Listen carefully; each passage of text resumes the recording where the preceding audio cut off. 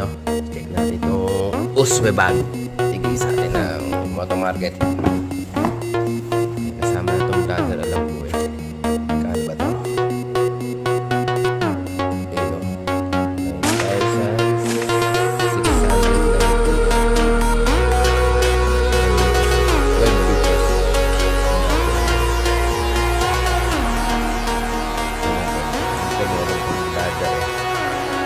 9,690. Binili mo ito, meron na itong vlogger.